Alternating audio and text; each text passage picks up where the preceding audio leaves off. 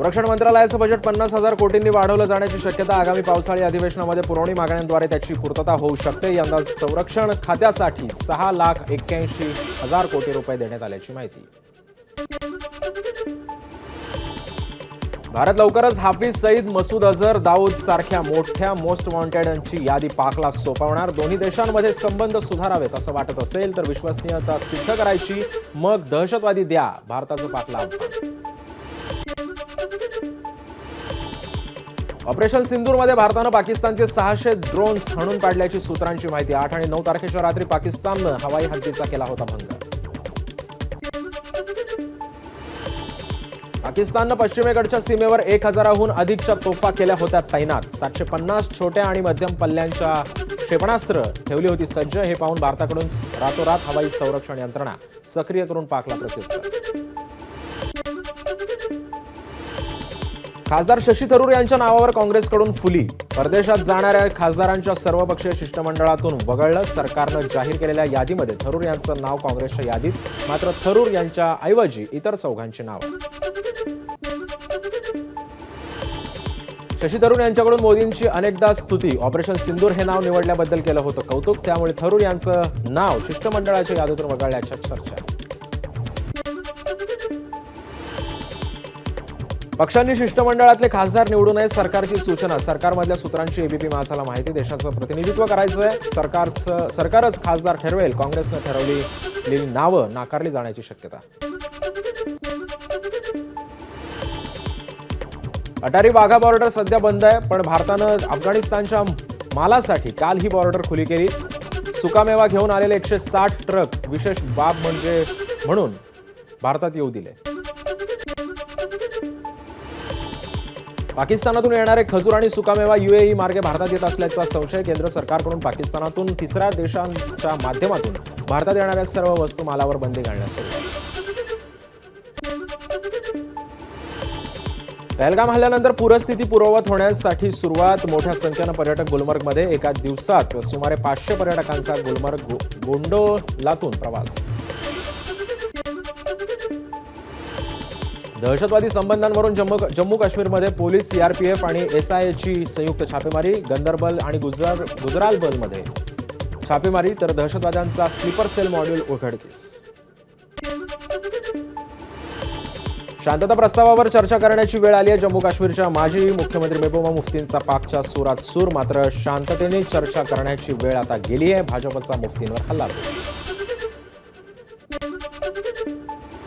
कोल्हापूरमध्ये भारतीय सैनिकांच्या स्मरणार्थ दसरा चौकातून भव्य तिरंगा रॅली. खासदार धनंजय महाडिक आणि आमदार अमल महाडिक रॅलीमध्ये सहभागी. संजय राऊतांच्या बहुचर्चित नरकातला स्वर्ग या पुस्तकाचं आज प्रकाशन. रवींद्र नाट्य मंदिरामध्ये प्रकाशन सोहळा पार पडणार. उद्धव ठाकरे, शरद पवार, जावेद अख्तर राहणार उपस्थित. पुस्तकामध्ये संजय राऊतांकडून अनेक दावे. आपल्याला ईडीकडून अटक होण्याआधी मित्रपरिवाराला त्रास दिला जात होता. राऊतांचा आरोप तर थेट गृहमंत्री अमित शहांना फोन लावून आपल्याला अटक करा, पण निकटवर्तीयांना, कुटुंबांना त्रास का देता, राऊतांचा सवाल. ईडी आणि चौकशी दरम्यान ईडी अधिकाऱ्यांवर होता वरून दबाव. संजय राऊतांचा पुस्तकामध्ये दावा. तर वर बोलून घ्या म्हणजे आमच्यावरचाही दबाव कमी होईल. अधिकाऱ्यानं चौकशी दरम्यान दिला सल्ला. तर आपल्यावरती वेळ केवळ बाळासाहेब ठाकरे असल्याचं सुनावलं. मविया काळात केवळ मुस्लिम असल्यानं मुश्रीफांचं गृहमंत्रीपद हुकलं. खासदार संजय राऊतांचा नरकातला स्वर्ग पुस्तकातून दावा. मुस्लिम असल्यानं मुश्रीफ प्रत्येक गोष्टीमध्ये टार्गेट होण्याची पवारांना होती भीती. पुस्तकांमधून उल्लेख. आपल्या अटकेच्या आदल्या दिवशी एकनाथ शिंदेंनी फोन केला. शहांशी बोलू का असं विचारलं. संजय राऊतांचा दावा. तर आपण समर्थ असल्याचं शिंदेंना उत्तर. राऊतांचं वक्तव्य. बाल साहित्याचा फडणवीसांनी अपमान केलाय. संजय राऊतांचं फडणवीसांना प्रत्युत्तर. तर फडणवीसांनी पुस्तकातलं सत्य स्वीकारावं, राऊतांकडून आवाहन.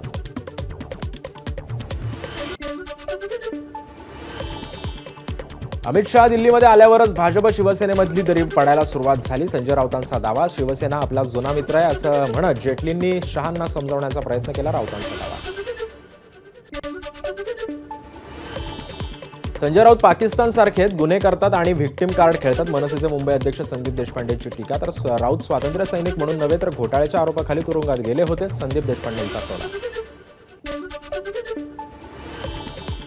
संजय राऊत घोटाळा करून तुरुंगात गेले, त्यामुळे घोटाळा कसा केला त्याबद्दल त्यांनी पुस्तकात लिहायला हवं होतं, मात्र त्याबद्दल त्यांनी काहीच लिहिलं नाही. मनसेचे नेते संदीप देशपांडेंची संजय राऊतांवर टीका. पुणे महानगरपालिका निवडणुकीमध्ये अजित पवारांच्या सोबत गेल्यास फटका बसेल असं भाजपला वाटतं, त्यामुळे पुण्यात महायुतीला ब्रेक लागण्याची शक्यता. पुणे शहराध्यक्ष धीरज घाटेंकडून मत व्यक्त.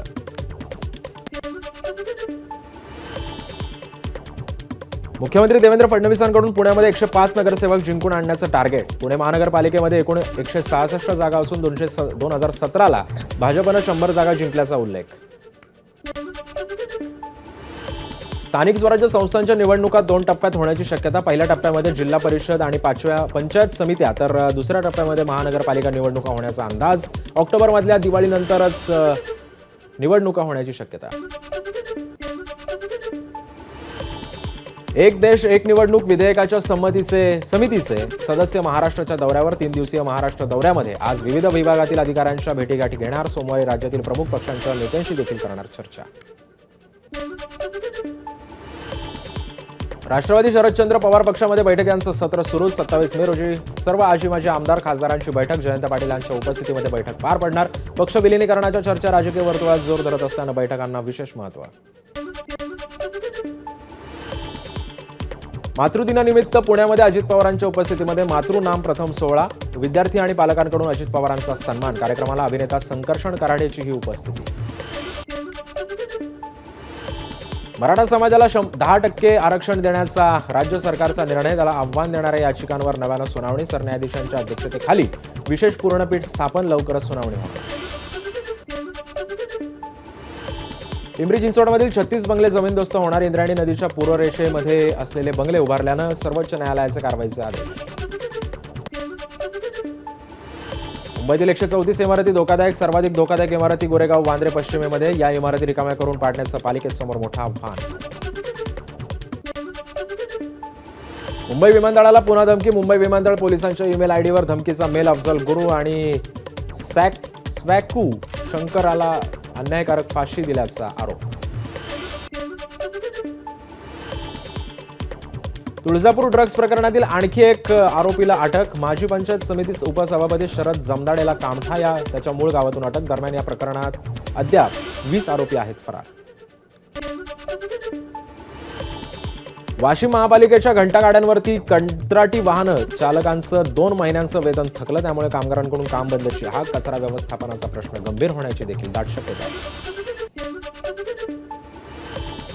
नागपुरातील एका नामांकित शाळेमध्ये विशिष्ट धर्माच्या विद्यार्थ्यांना प्रवेश नाकारल्याचा आरोप. शाळेचे सचिव आणि एका शिक्षिकेविरोधात प्राथमिक चौकशीनंतर गुन्हा दाखल. अकोल्याच्या एटीएस पथकाकडून माहूर रोडवरील मदरशा चालकावर कारवाई. स्वतःच्या फायद्यासाठी संस्थेला मदत करण्याच्या नावाखाली दाम्पत्याची फसवणूक केल्याप्रकरणी गुन्हा दाखल. पालकमंत्री शंभूराज देसाईंच्या ताब्यामध्ये असलेल्या पाटण कृषी उत्पन्न बाजार समितीमध्ये 39 लाखांचा अपहार. माजी सभापती उपसभापतींसह 21 जणांवर गुन्हा दाखल. केबीसीमध्ये ऑडिशन देण्यासाठी मुंबईच्या कांदिवलीमध्ये पवार शाळेमध्ये 100 पेक्षा जास्त लोक पोहोचल्यानं कार्यक्रम रद्द. मात्र केबीसीकडून कार्यक्रम रद्द झाल्याचा कोणताही निरोप न आल्यानं लोकांमध्ये गोंधळ. धाराशिवमध्ये टेम्पोच्या धडकेमध्ये बहीण भावाचा मृत्यू. सुसाट आयशर टेम्पोनं दुचाकीला अर्धा किलोमीटरपर्यंत फरफटत नेलं. उमरगा बायपास रोडवरील घटना. अपघाताचा अंगावर काटा आणणारा व्हिडिओ व्हायरल. मुंबईच्या अटल सेतूवर बीएमडब्ल्यूचा अपघात. कारवरील नियंत्रण सुटल्यानं डंपरला धडक. पुनीत सिंग माजरा 180 किलोमीटर प्रति तास वेगानं चालवत होता गाडी. यवतमाळच्या पुसद वाशिम मार्गावर धनकेश्वर महादेव मंदिराकडे जाणाऱ्या कमानीला मालवाहू ट्रकची जोरदार धडक. अपघातामध्ये कमान ढासळून ट्रकच्या केबिनवर कोसळली. त्यामुळे काही चालक गाडीत अडकले. भिवंडीतील मुंबई नाशिक महामार्गावरील पेट्रोल पंपाजवळ मिनी बसला आग. आगीमध्ये संपूर्ण मिनी बस जळून खाक. अग्निशमन दलाकडून आगीवर नियंत्रण.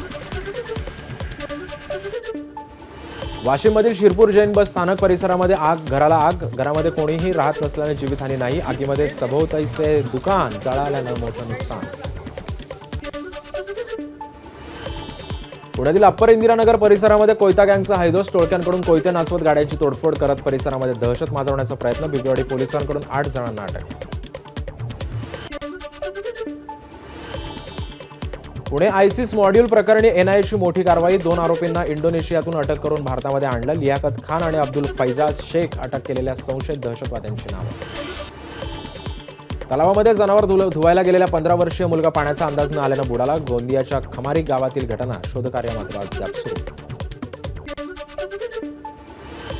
नांदेडच्या लोहगाव वाडी परिसरामध्ये स्टार्टर वायर आणि शेती अवजारांची चोरी. मध्यरात्री गावकऱ्यांनी दोघांना रंगेहात पकडलं. पोलिसांच्या स्वाधीन केलं तर आरोपींवर गुन्हा दाखल. दौंड तालुक्यातील कुरकुम परिसरामध्ये 5.5 वर्षीय मुलीचं अपहरण करत 27 वर्षीय नराधमाकडून लैंगिक अत्याचार. आरोपीवर पोक्सो कायद्याअंतर्गत गुन्हा दाखल. टॅक्सीमध्ये 14 वर्षांच्या मुलीचा विनयभंग करणाऱ्या चालकाला दादर पोलिसांकडून अटक. श्रेयांश पांडे असं आरोपीचं नाव. निर्जन ठिकाणी जाऊन गाडीत बिघडल्याची थाप मारून केलं गैरव्यापार. अंमली पदार्थ विकणाऱ्या 2 ड्रग्ज तस्करांना अटक. वांद्रे पूर्व परिसरामधून अटक केल्याची माहिती. आरोपींमध्ये एक नायजेरियन नागरिक असल्याची माहिती. आरोपींकडून 41 लाख रुपयांचं कोकेन हस्तगत केलं. खेरवाडी पोलिसांची कारवाई.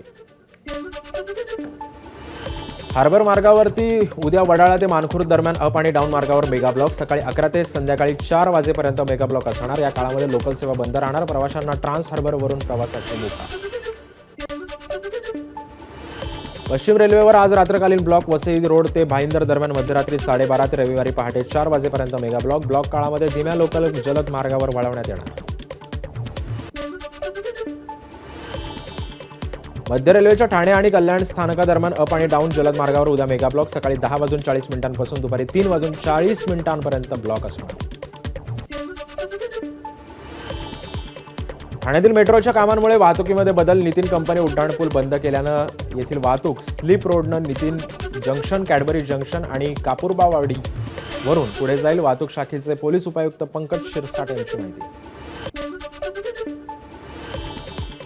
पालघर जिल्ह्यातील नागरिकांची दीर्घकाळापासूनची मागणी अखेर पूर्ण. आजपासून कच्छसह दादर बिकानेर एक्सप्रेसला पालघर येथे थांबा. खासदार हेमंत सावरांच्या प्रयत्नांना यश.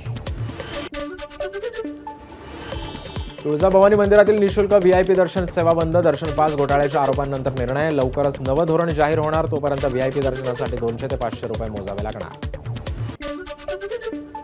अंदमान निकोबारमधील सेक्युलर जेल परिसरामध्ये सावरकरांचं स्मारक उभारण्यासाठी राज्य सरकारच्या हालचाली. सांस्कृतिक कार्यमंत्री शेलार यांनी घेतली अंदमान निकोबारच्या मुख्य सचिवांची भेट.